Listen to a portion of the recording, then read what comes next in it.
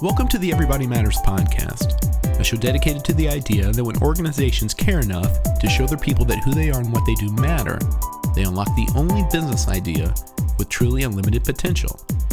I'm Brent Stewart, your host. This podcast is an outreach of Barry-Wehmiller. Don't forget to connect with us on the web at barry-wehmiller.com, on Twitter at Barry-Wehmiller, on Facebook and LinkedIn, and check out our blog, trulyhumanleadership.com. If you've never read anything by Dan Rockwell, otherwise known as the Leadership Freak, you're missing out. Dan writes an almost daily blog where he presents leadership insight 300 words at a time. It's very thoughtful and well written, and it's a great resource for inspiration and reflection. At Barry-Wehmiller, we came to know Dan when he interviewed our CEO, Bob Chapman, about his book, Everybody Matters. Dan wrote a very nice blog about the conversation titled The Anatomy of Inspiration. A month later, Dan wrote another blog about his conversation with Bob. This time it was about his struggle with something Bob had said that really stuck with him. And that's the idea that trust is given, not earned. A concept that seems contradictory to the way we normally think. Because creating trust is such a deep, complicated, and wide-ranging topic, we decided that the Everybody Matters podcast would be a great place to facilitate a conversation between Dan and Matt Wyatt and Sarah Hanna of the BW Leadership Institute. So you, the listener, could go on the journey with Dan and hear how Barry-Wehmiller views and teaches the concept of trust. It's a fascinating discussion, and we hope it will help you think differently about the idea of trust in your workplace and life. So here's the leadership freak, Dan Rockwell, along with Matt Wyatt and Sarah Hanna of the BW Leadership Institute. First of all, this is confession now. I'm a pretty skeptical person, and I guess that's a nice way of saying you are going to have to earn my trust. I'm not going to give it to you. And Bob said trust is given, not earned. And since that, I will tell you this, since that conversation, or actually immediately following it, I had several conversations with leaders, and I brought this up. And how do you feel about that? And they, were, at least initially, as skeptical as I was about it. And then, as time went by, and actually a couple of weeks went by, people started thinking about, well, really the only way trust is ever extended to someone is that it is given. It's given eventually. It just depends on what your standards are, I think. But back to the thing that shocked me, and I still want to talk to Bob about, is and you guys about, is trust is given, not earned. What a challenging and I think liberating idea. That when you let me ask you guys, when you hear that, what are the things that come to your minds? Because I really want to learn from you about this. So I think we see it through a few different lenses. The first of which is, what are the components of trust? And one of the biggest learnings that we've had along the way, which seems obvious, but it's very difficult to actualize, is that different people value different aspects of trust. And so there are many models out there. For us, it really comes down to four things. And the first of which is compassion. Meaning the degree to which you really care about other people. Competence, my belief that you can really do whatever I'm asking you to do. Consistency, that people understand, and I think to Matt's point, you know what you're going to get, whether it's in a stressful time or not in a stressful time. And your integrity. Do your actions really align with the values, whether they be the company values or your personal values? The tricky part is that if you think about a leader and their team, is I know of the people on my team, each person values one of those four aspects at a different level. So some people, I am not wired this way, but some people aren't actually that concerned with, did you get what I asked for on time? They're more concerned with, do I feel like you really care about me? And other people's are wired differently. I'm not so concerned with your level of compassion. I'm really concerned with, did you do what you said you were going to do? And understanding that about people is really the foundation of how do I give trust as a leader in an organization. The other piece of it, and it's kind of the same idea but said differently, is that if trust is a reaction, we're all just waiting for it. But if trust is a generative act, we actually make progress. And flipping around how you view the gift of trust actually allows you to lead differently. And coming to that really early in our journey of thinking about how do you teach leadership to people, especially in a manufacturing organization where people would say, I may or may not have had the best role models, has really been the foundation.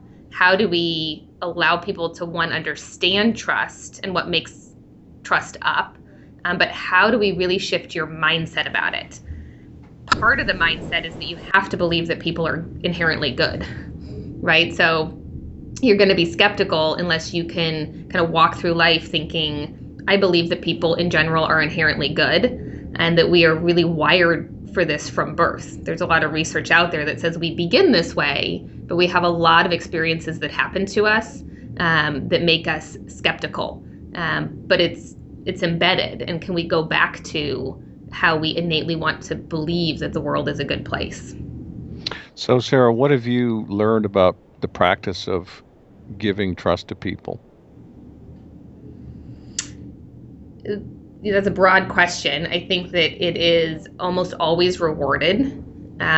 We have story after story of people who that was the breakthrough. I never thought somebody would listen to my ideas. I never thought I would be given trust. I existed in a low trust environment for a really, really long time. And giving trust really is like turning a light on in a dark room. For us, it's both what are the processes and the external factors that you have to change to allow people to see that we're trusting, and then how do we teach the behaviors of trust? And so in terms of the processes and systems, it can be anything from, if we put our spare parts in a cage, what does that say to you about my degree of trust in you? If I simply take the cage down and say, I just trust that you're inherently good and you will be a good steward of these resources on behalf of the company, I don't actually need to say anything. I just need to take the cage down. And so looking across the organization, what are the external factors and the processes that we've built up over time that without us saying a word, communicate a message of distrust? And how do you break those down? And then how do you actually teach and make the behaviors replicable? For Bob Chapman, it is innate. He had a key inflection point in his life where he started to see each person as someone's precious child, and that really shaped how he viewed his personal leadership. We can't necessarily wait for every leader to have their own inflection point and come to it on their own. And so how do we actually teach it as a behavior of a good leader? And how do we get you to believe by taking you through a series of experiences that allow you to wrestle with the question? And why is trust so important? I love the take the cage down. It was in the book, and one of the things that I talked with people about is that very thing of like you lock your stuff up. And a couple of the guys that I talked with said that they were actually just in their organization instituting, basically a locked door policy, and you had to go through processes to get whatever the parts or office supplies or whatever the things were. So it really struck a point. And what would you say to someone who just instituted the cage? How do you mean? As in they just took the cage down, or just instituted it, like they put it up? They put it up. Put it up. So a couple of things. Like Sarah had mentioned, one thing is everything you do as a leader, you're transmitting some kind of message. And so maybe the first thing is to think about what are you saying about your beliefs in the people when you put that cage up? Because perhaps it's there for a reason. Perhaps a couple of parts are missing. What we've found is that a lot of times the parts have gone missing because people are taking them and holding them so that they can get their machine or whatever they're working on fixed, built, repaired on time or ahead of schedule. Like they're not taking them and using them in some other way or putting them on eBay. They were hoarding them to actually use because the system wasn't getting them their parts on time so they could actually do something for the organization. What's crazy is now we've protected people, quote unquote, we've put a cage up to keep people from being successful in the organization. I think for someone who's put the cage up to really pull on that thread and find out what really happened and why are you putting that up and what message are you sending to your people. When you think about, as Sarah had mentioned, when you think about this idea of trust isn't earned, it's given, think about how easy that is for a leader as well. And whether that leader is, it's a parent, whether it's a caregiver, whether it's a leader in an organization, but think about how much easier it is to simply give the trust. If I'm going to say I'm going to earn your trust, there has to be something that happens, right? That someone else values, and then you act in a certain way, to Sarah's point, with compassion, that consistency, the integrity, that incompetence. But you're relying on some kind of external factor so that I can earn your trust. It's so much easier if you just say, not only am I asking for your trust, I'm not even going to go there. I'm just going to give you mine. And the natural physiological human result is, wow, you trust me, which also says you value me as a person. I trust people who value me as a person, right? And so it's so much easier to even start from that point. It's so much more fulfilling, I think, for a leader. So for the person that decides I'm going to put the cage up, or I'm going to institute practices that protect the organization from the people that make up the organization, there are some real hard-hitting philosophical thoughts to begin with there. Do you understand that your people drive the business? They're not in competition. They're not in balance. It's about one feeding the other. And when you put that cage up, you're impeding that ability for one to serve another and the other to serve. So Matt, what are your responses to the violation of trust? Well, can you give me something a little more specific? Okay, we'll go with the office supply closet or the parts, the parts cage. And so you remove the parts cage, and then all of a sudden somebody steals. Or let's talk about the office supplies. I mean, research shows that this costs the stealing or pilfering of pens and paper and all of those other kinds of things costs organizations millions of dollars. So you're going to remove that, and what do you do when someone violates that trust? Something I would, pause on is that we believe every behavior is an expression of a need, and that the behavior sometimes doesn't allude to what the true need is. And so you can talk about the 99% and you can talk about the 1%, right? And so if you talk about 99% of people, if there's a behavior that you look at and say you violated my trust, our reaction is, well, let's find out what the need is here. And our experience is that 99% of the time, it's as Matt described, right? My intentions were good, right? Maybe I didn't do the right thing, but I had the best of intentions for myself and for the organization, and I might not have gone about it in the right way. And so the reaction is listening, right? It's not to say, I'm going to go into this conversation trusting that your intentions were good and not jump to the conclusion that you had an ulterior motive or that your need was bad. So the first reaction is really listening. The second is tremendous patience. And maybe it's born out of our experiences in acquiring business and mostly acquiring companies where you have a lot of people who've been mistreated, mostly failing businesses. And so likely they've been through a layoff, they've been through a downturn, they haven't had the best road laid in front of them. And so you go in assuming maybe you were doing the best you could with the resources that you had available to you. But what's that true need? And so we will always lean towards more patience and starting with listening, and then really figuring out what is the underlying issue here. Is it that you don't understand what the vision of this business is and how you contribute to it? Is it that you haven't been matched in a role that plays to your strengths, right? So there's so many other things that we would go to first than a very black and white, the behavior was wrong, and here's the punishment for that.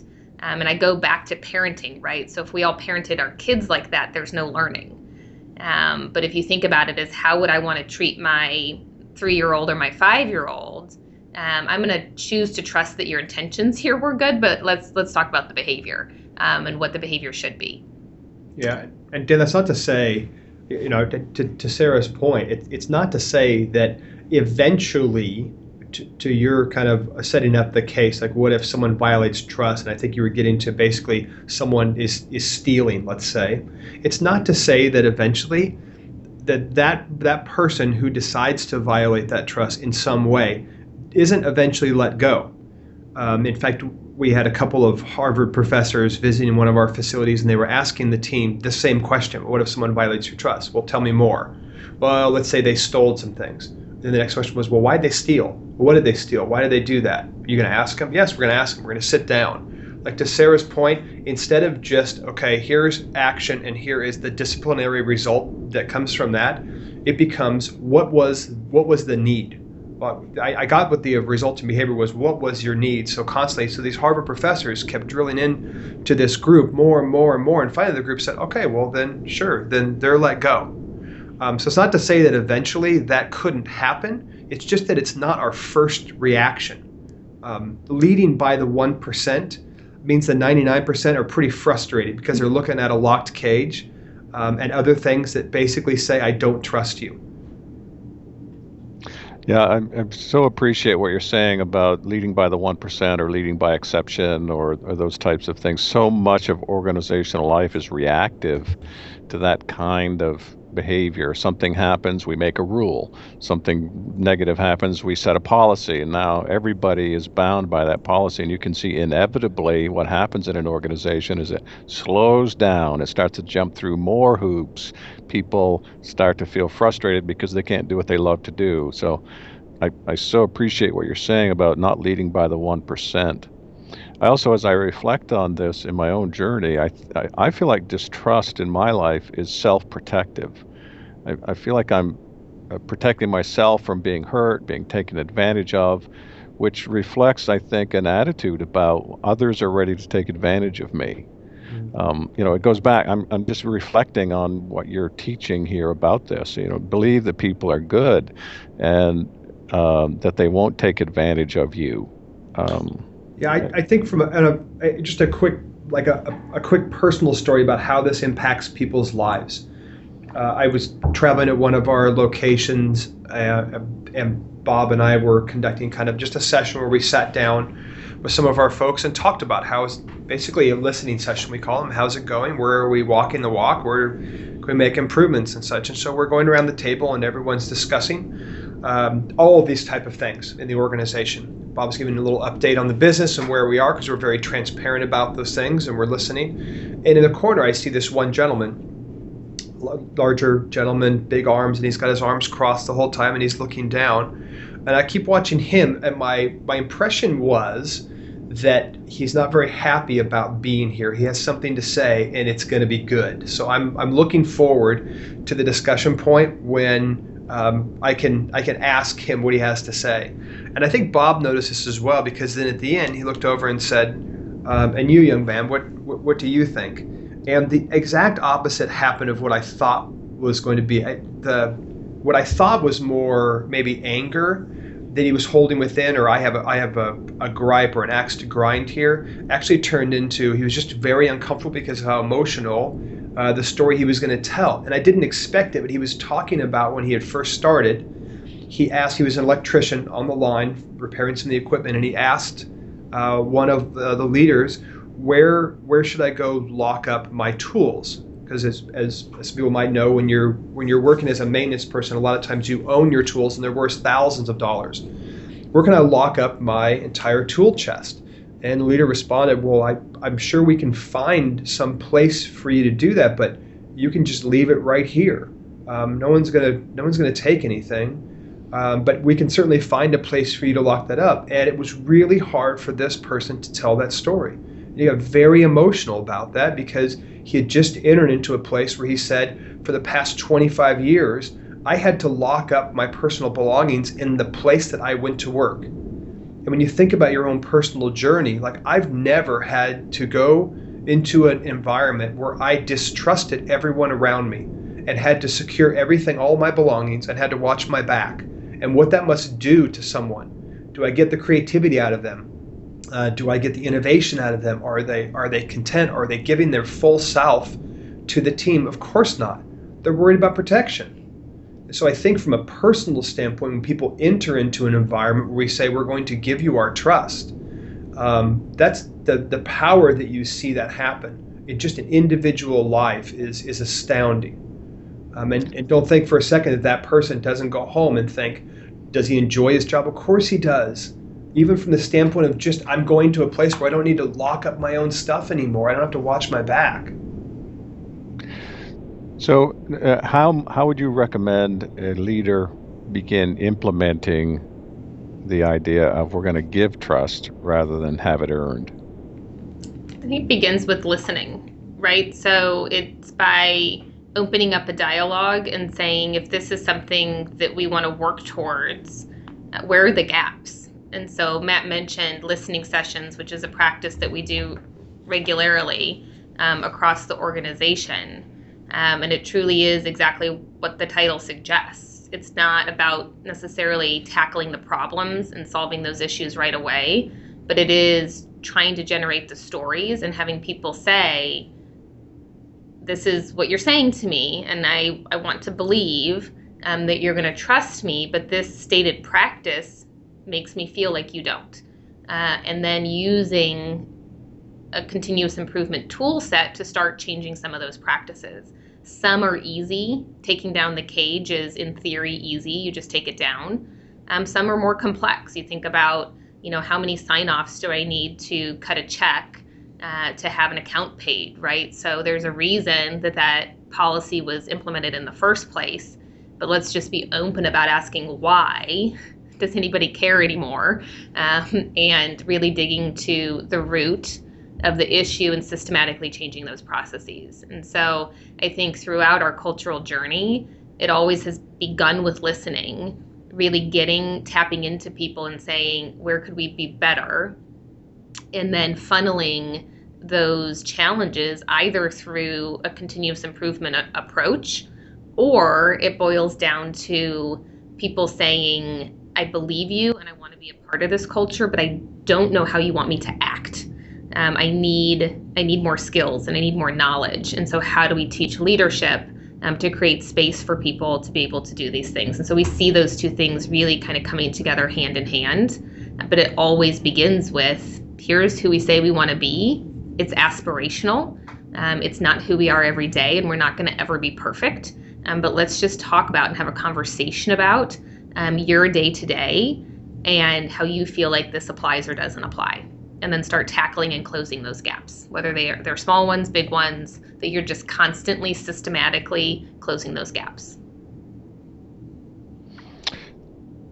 One of the things that popped into my mind as you were talking, Sarah, is there is a place for sign-offs, for example. It's not distrust. Right. It's not distrust at all. It might be, I would want someone to sign off on what I did because I want to protect myself. And I don't mean that in a bad way. If I'm signing a check for $100,000, I want someone else to sign off on it, right? I mean, that's not a bad thing. That's a healthy thing. Absolutely. Absolutely. And I think it's something interesting that I heard. It was actually last week. We were touring around to a lot of our different business units.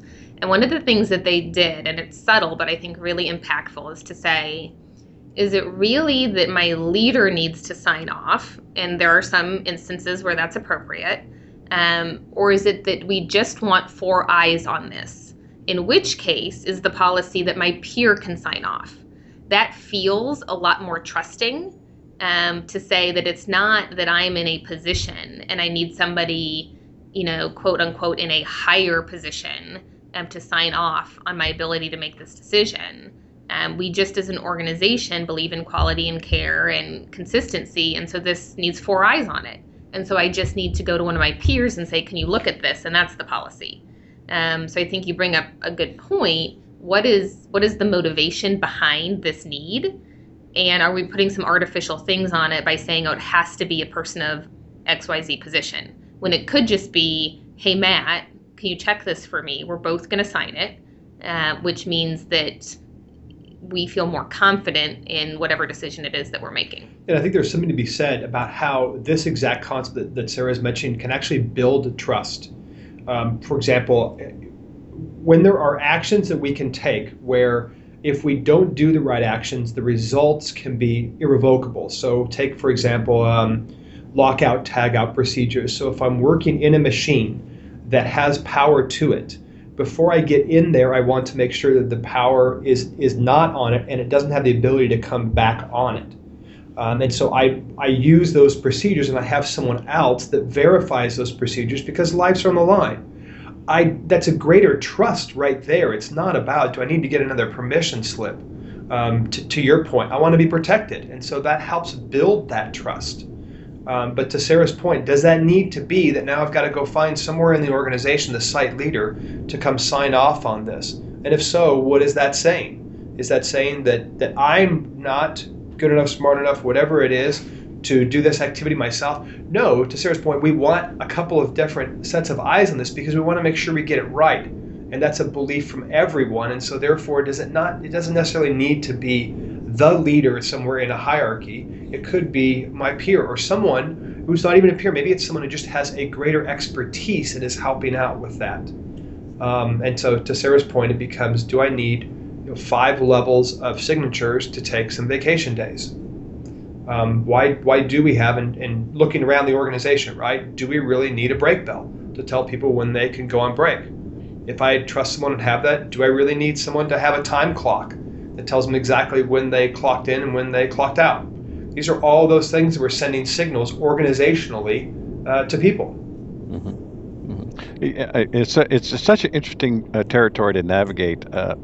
First of all, the idea of getting 4 eyes on something. I think we all learn that our perspective is the right perspective, but it's also the limited perspective. And so I know I have made decisions that were too limited because I didn't get other people looking at it. And there is this sense of confidence that comes from sitting down with a team of people and saying, this is what I'm thinking about doing, or this is what we need to do. And all of a sudden someone has a totally different perspective on the organization because they're in a different department, and they say, don't forget this impacts whatever.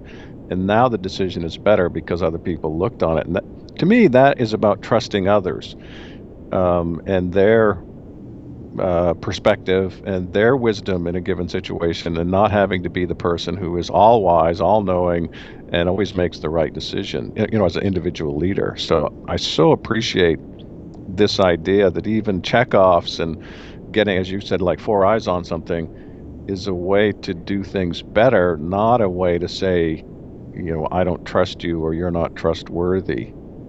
Yeah, love that. And I think the theme really is, and this goes across this entire conversation, if you start with the wrong reason, you get the wrong results.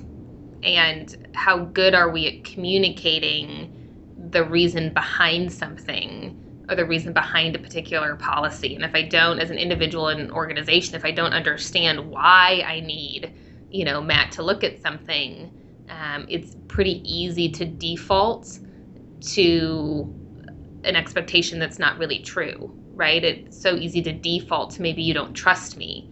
And so that communication piece and understanding that if we constantly have to broadcast meaning and we constantly have to draw that thread from people, from the vision of who we want to be and to why something is the way it is.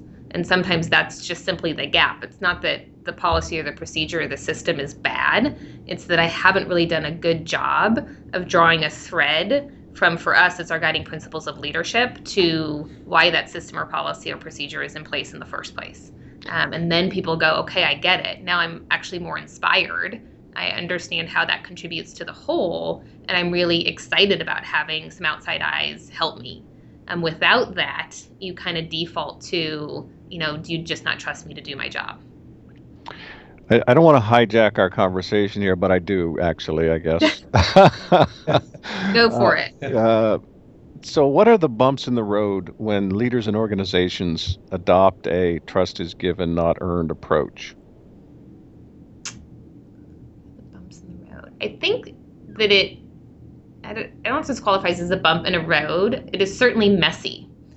I think that we have a high degree of tolerance for allowing people to go on the journey at their own pace, because you're talking about human beings and relationships, and you don't know what's happened to them in their past, that the road is bumpy. It's not perfect. You can't necessarily adopt, a top-down or a bottom-up approach when you really commit yourself to becoming a trusting organization. Our philosophy is more that you look for places where it's going really, really well and magnify that impact and share that story and try and inspire others. And that requires a great deal of patience, which some organizations don't necessarily have, whether it be because financially they can't have that amount of patience, or they're not wired that way. But it's not the cleanest, easiest road. It pays off tremendously in the impact that you have on people's lives.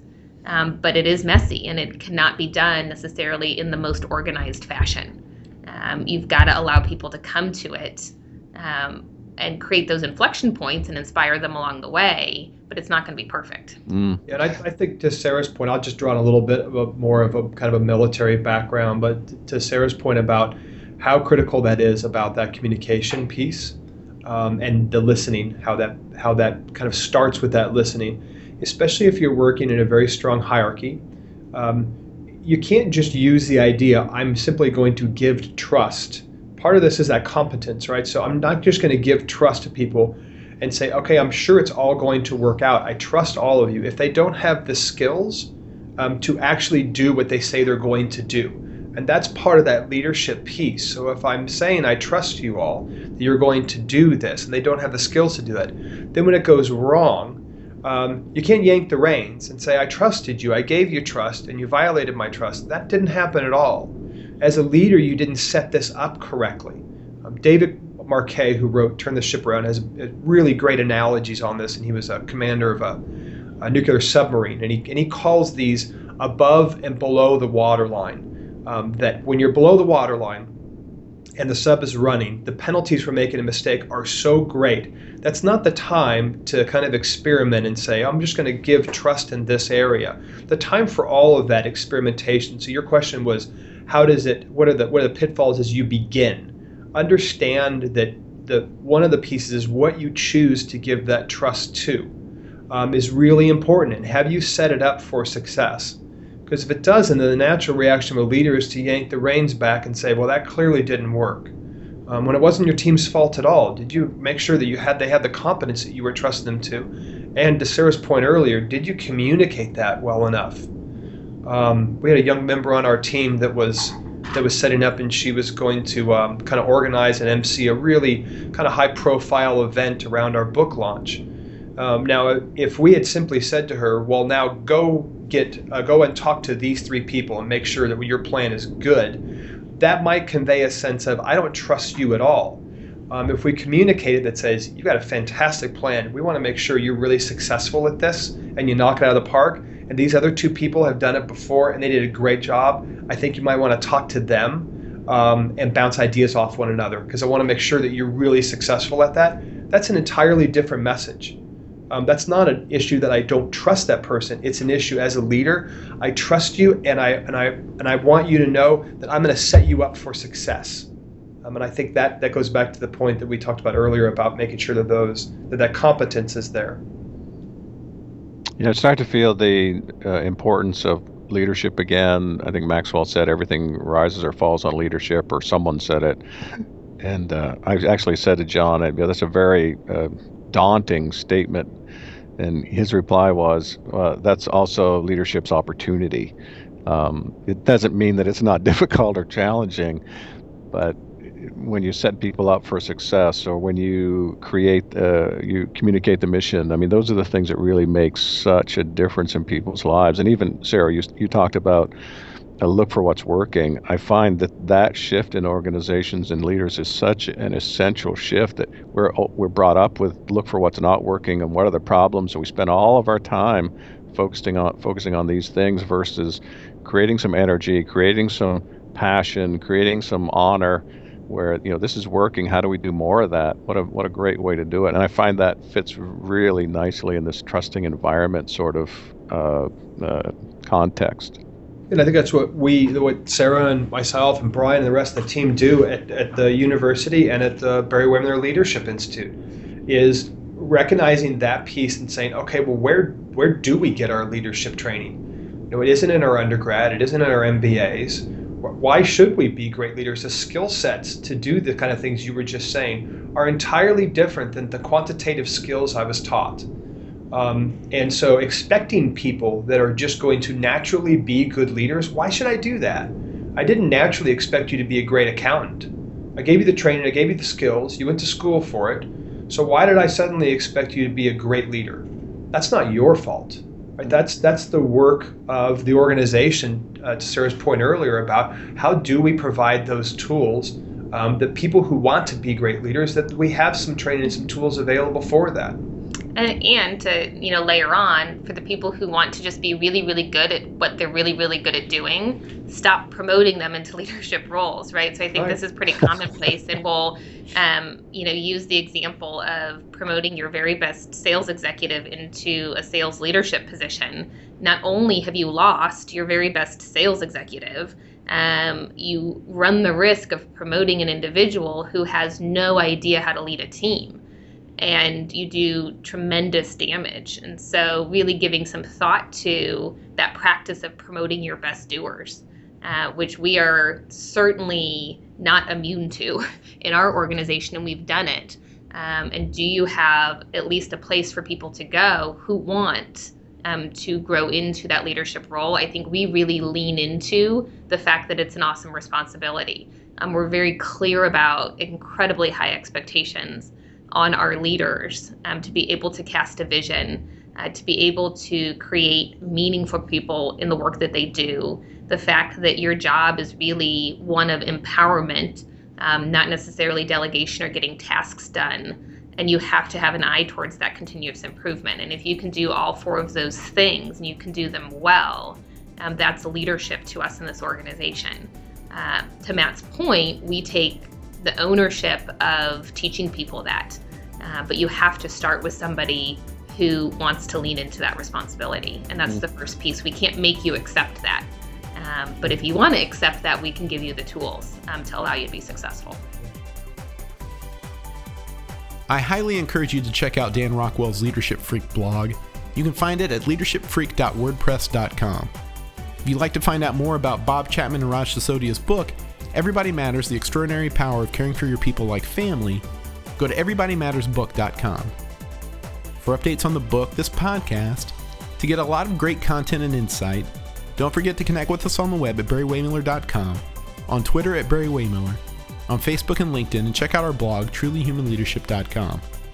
I'm Brent Stewart, thanks for listening, and don't forget, Everybody Matters is the only business idea with truly unlimited potential.